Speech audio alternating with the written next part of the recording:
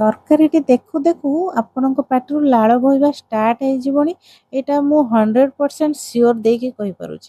କାହିଁକି ନା ଦେଖିପାରୁଛନ୍ତି ତରକାରୀଟା ଯେତିକି ସୁନ୍ଦର ଦେଖାଯାଉଛି ତାର ଟେଷ୍ଟଟା ପୁରା କହିପାରିବେନି ଆପଣ କେତେ ଜବରଦସ୍ତ ହେଇଥିବ ବୋଲି।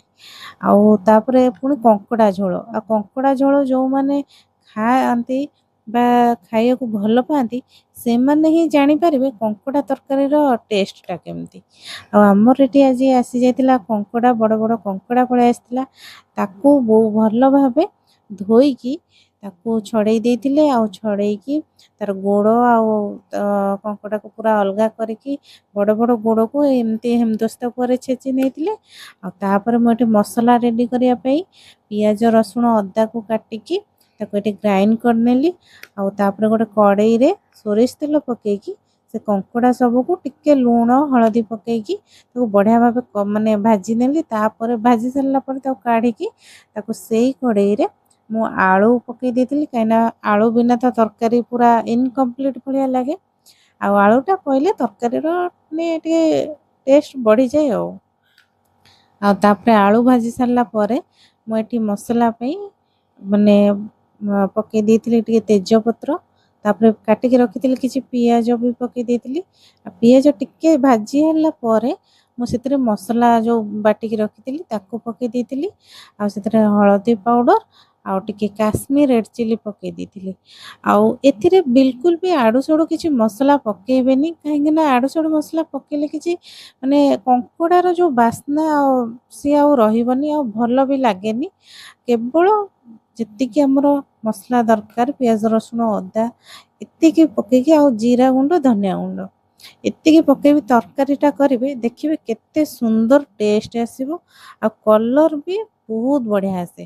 ଆଉ ତା ବାସ୍ନାଟା କଙ୍କଡ଼ା ଝୋଳର ବାସ୍ନାଟା ବହୁତ ହି ସୁନ୍ଦର। ଆଉ ମୁଁ ଏଠି ଜିରା ପାଉଡ଼ର ଧନିଆ ପାଉଡ଼ର ପକେଇ ଦେଇଥିଲି। ତାପରେ ଏଠି ଟମାଟୋ ବି କାଟିକି ରଖିଦେଇଥିଲି, ତାକୁ ବି ପକେଇଦେଲି। କାହିଁକି ନା ଏଇଟା ଦେଶୀ ଟମାଟୋ ବହୁତ ଖଟା ଲାଗେ, ସେଥିପାଇଁ ମୁଁ ଗୋଟେ ପକେଇଛି। ଆପଣ ଚାହିଁଲେ ଦୁଇଟି ପକେଇ ପାରିବେ ଆପଣଙ୍କ ଇଚ୍ଛା ଅନୁଯାୟୀ। ଏଠି ମୋର ମସଲା ପୁରା କଷି ହେଇଗଲାଣି।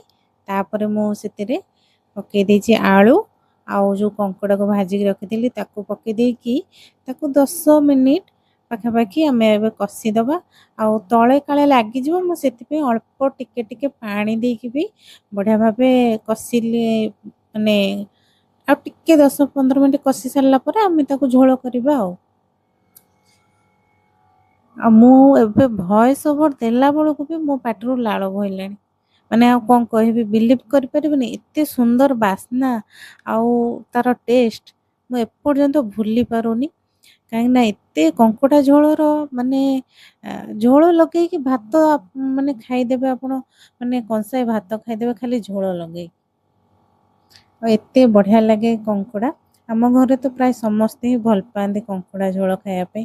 କଙ୍କଡ଼ାର ମାନେ କୁହନ୍ତି କଙ୍କଡ଼ାର କିଛି ନଥାଏ, କିନ୍ତୁ କଙ୍କଡ଼ାର କିଛି ନଥିଲେ କ'ଣ ହେବ, କଙ୍କଡ଼ା ଝୋଳ ଲଗେଇ ତ ଲୋକ ଭାତ ଖାଇଦେବେ ନା।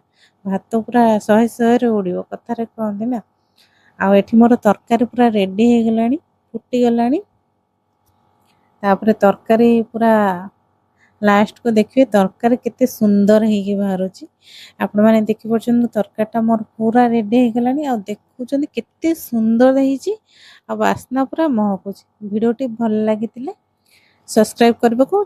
Bye bye.